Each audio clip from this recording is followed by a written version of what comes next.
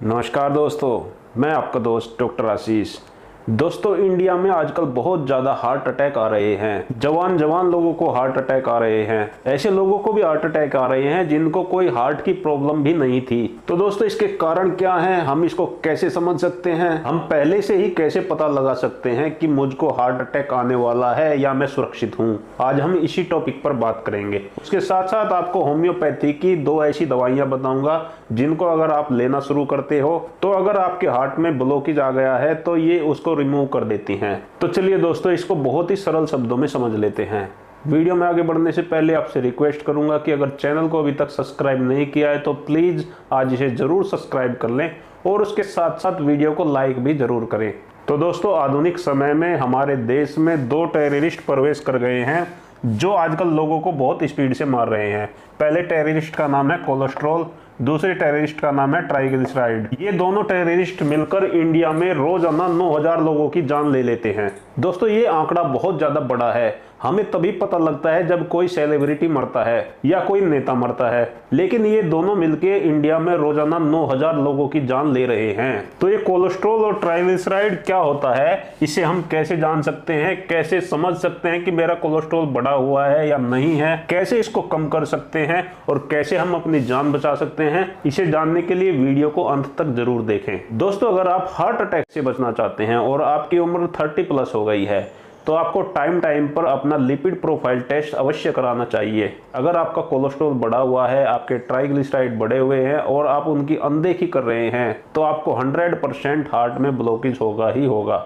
दोस्तों, अगर आपका कोलेस्ट्रॉल लेवल 200 तक है तो ज़्यादा अच्छा है।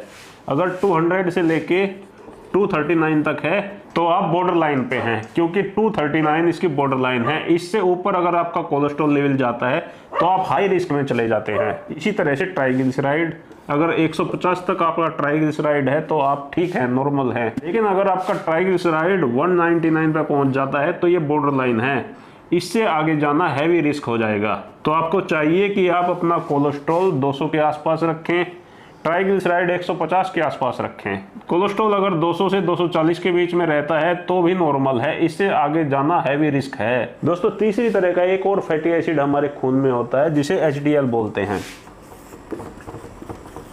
ये गुड कोलेस्ट्रॉल भी इसको बोला जाता है। ये जितना ज़्यादा अधिक हो इतना ही ज़्यादा अच्छा है, क्योंकि ये ब्लॉकेज को होने से रोकता है।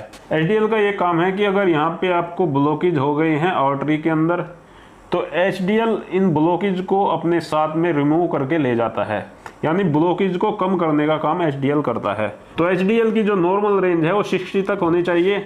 अगर ये 45 तक भी है तो भी ठीक है। अगर 45 से भी नीचे चले जाता है, 35 पे चला जाता है तो आप हाई रिस्क में चले जाते हैं।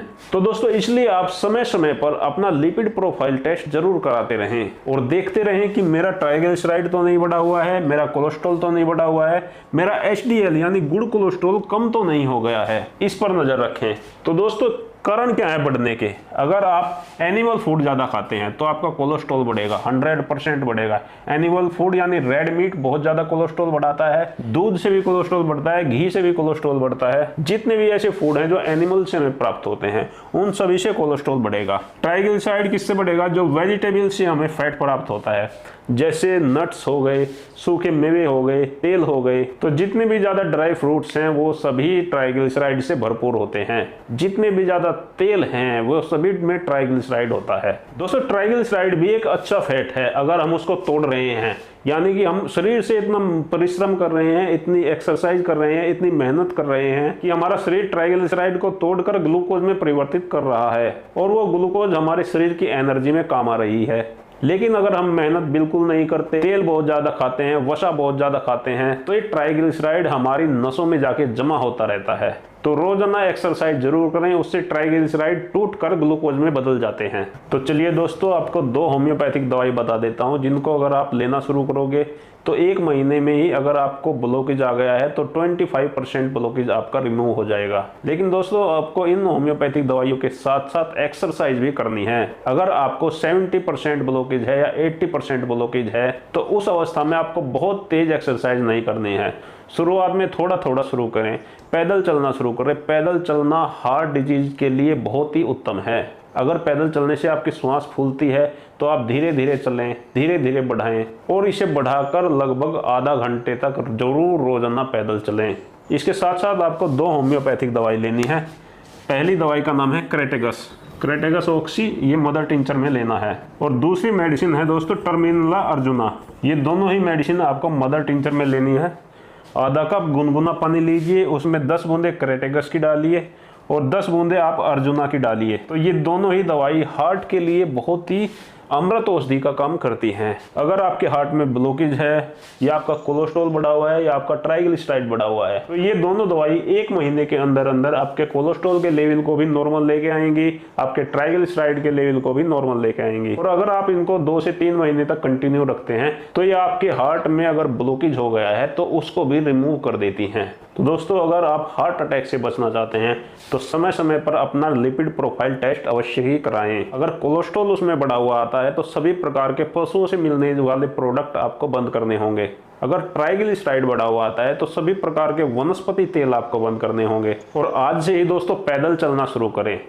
10 मिनट से शुरू करें, 5 मिनट से शुरू करें, आधे घंटे तक ले जाएं। इस तरीके से अगर आप अपनी दिनचर्या बनाओगे और 2 ये होम्योपैथी की दवाई लेना शुरू करोगे तो 100% आपके हार्ट की तमाम प्रकार की समस्या हमेशा हमेशा के लिए ठीक हो जाएंगी। तो दोस्तों आज का ये वीडियो यहीं समाप्त करते हैं। मिलते हैं कल फिर एक नई वीडियो के साथ। आपको हमारा आज का ये वीडियो कैसा लगा आप कमेंट करके हमें जरूर बताएं और ऐसे ही रोचक और ज्ञानवर्धक वीडियो देखने के लिए आप मेरे चैनल को जरूर सब्सक्राइब करें। तो इसके साथ ही आपसे विदा लेता हूं। आप सभी दोस्तों का बहुत बहुत धन्यवाद। आपको मेरा नमस्कार।